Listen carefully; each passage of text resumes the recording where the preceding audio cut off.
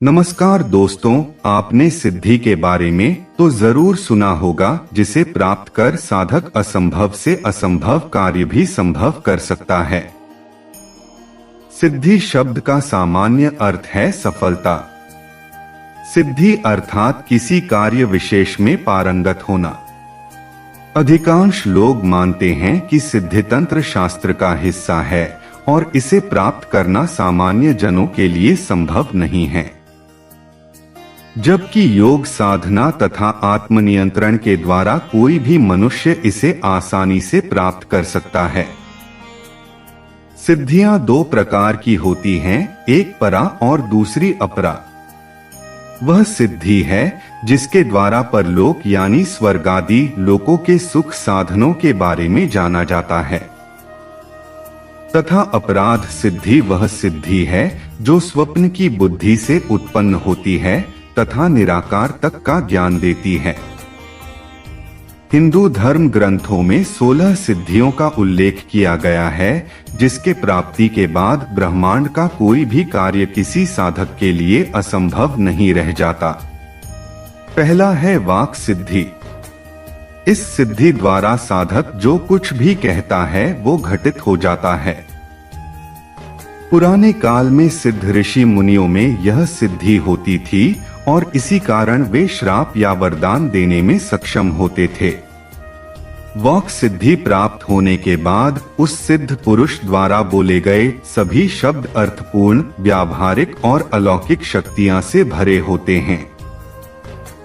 इस सिद्धि द्वारा कई बार जब व्यक्ति अपने चरम आवेग में होता है, तब भी उसके मुख से निकली हुई बात सच हो जाती है। दूसरा है दिव्य दृष्टि सिद्धि। दिव्य दृष्टि प्राप्त मनुष्य वह देख सकता है जो एक साधारण मनुष्य की आंखें कभी नहीं देख सकती। ऐसा व्यक्ति किसी का भी भूत, वर्तमान और भविष्य देख सकता है। उन्हें समय से पूर्व ही भविष्य में होने वाली घटनाओं का ज्ञान हो जाता है तथा वह आंखें बंद करके उन अलौकिक शक्तियां को देख सकते हैं जिसे कोई भी साधारण मनुष्य नहीं देख सकता। तीसरा है प्रज्ञा सिद्धि। प्रज्ञा सिद्धि के तहत व्यक्ति में स्मरण शक्ति अद्भुत तरीके से विकसित हो जाती है तथा मनुष्य के मस्तिष्क का हर वो हिस्सा जागृत हो जाता है जिसमें असीमित ज्ञान बटोरने की क्षमता होती है। प्रज्ञा सिद्धि प्राप्त करने वाला व्यक्ति ब्रह्मांड के हर कण का ज्ञान अपनी बुद्धि में समा सकता है। चौथा है दूर श्रवण सिद्धि। दूर श्रवण सिद्धि प्राप्त होने के बाद मनुष्य की सुनने की क्षमता और क्षेत्र असीमित हो जाते हैं। वह व्यक्ति भूतकाल में घटित हुए किसी भी बातचीत या आवाज को पुनः सुन सकता है। केवल इतना ही नहीं, उसमें एक सुई तक के गिरने की आवाज सुनने की क्षमता विकसित हो जाती है। पांचवा है जलगमन सिद्धि। जलगमन का अर्थ है जल की सतह पर भ्रमण करना। जलगमन सिद्धि प्राप्त होने के बाद कोई भी मनुष्य पानी की किसी भी सतह पर आसानी से चल सकता है, चाहे वह नदी की सतह हो, तालाब हो या समुद्र। छठा है वायुगमन सिद्धि। वायुगमन सिद्धि प्राप्त होने के बाद सिद्ध पुरुष का वायु पर पूरी तरह नियंत्रण हो जाता है। वह न केवल अपने शरीर को हल्का कर हवा में उड़ सकता है, बल्कि अपने शरीर का सूक्ष्म रूप धारण कर एक जगह से दूसरी जगह या एक लोक से दूसरे लोक की दूरी कुछ ही पलों में तय कर सकता है। सातवां है अदृश्यकरण सिद्धि। अदृश्यकरण सिद्धि के अंतर्गत कोई भी मनुष्य अपने शरीर का सूक्ष्म रूप धारण कर लोगों की नजरों से उछल हो सकता है। वह इतना सूक्ष्म हो सकता है कि लोगों की सामान्य नजरें उसे नहीं देख सकती। आठवां है विश्व का सिद्धि। इस सिद्धि को प्राप्त करने के पश्चात मनुष्य में रूप बदलने की क्षमता विकसित हो जाती है। वह व्यक्ति जब चाहे अपना रूप किसी के भी आगे बदलकर अपनी पहचान को छिपा सकता है। नवा है देव क्रियानुदर्शन सिद्धि। मान्यता है इस सिद्धि की प्राप्ति होने के बाद मनुष्य दैवीय शक्तियां या यूं कहें कि देवताओं के साथ संपर्क साध सकता है। 10वां है कायाकल्प सिद्धि। कायाकल्प का अर्थ है शरीर में बदलाव लाना। इस सिद्धि के कारण मनुष्य की शक्तियां वक्त के साथ क्षीण नहीं होती, लेकिन उनका नश्वर शरीर जर्जर होता चला जाता है।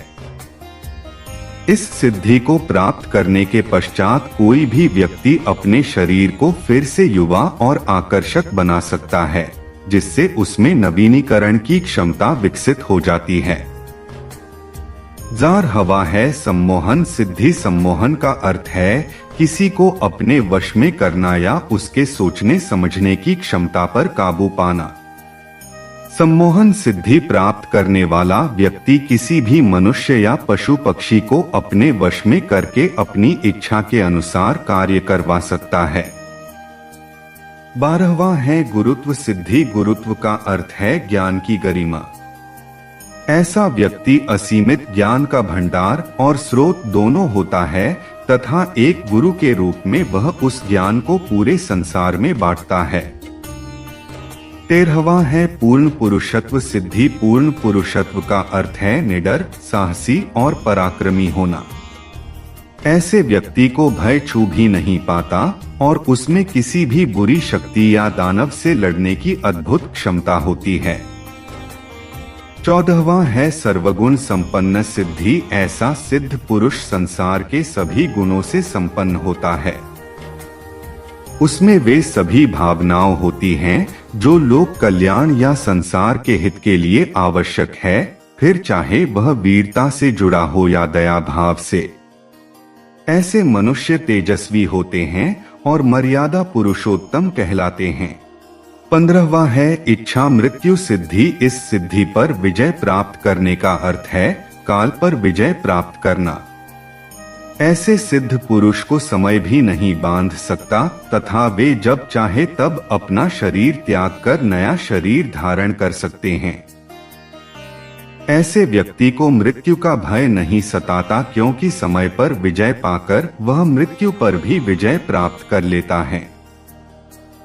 16वां है अनुर्मी सिद्धि। अनुर्मी सिद्धि पा लेने के पश्चात को सिद्ध पुरुष पर प्राकृतिक वातावरण, मौसम या भूख प्यास का कोई प्रभाव नहीं पड़ता। ऐसा व्यक्ति कभी बीमार नहीं पड़ता और ना ही उन्हें भूख प्यास सताती है। उपरोक्त सिद्धियों के अलावा भी मार्कंडेय पुराण और गीता में भगवान श्री कृष्ण के अनुसार 8 प्रकार की सिद्धियों का वर्णन किया गया है, जिसे अष्ट सिद्धि के नाम से जाना जाता है।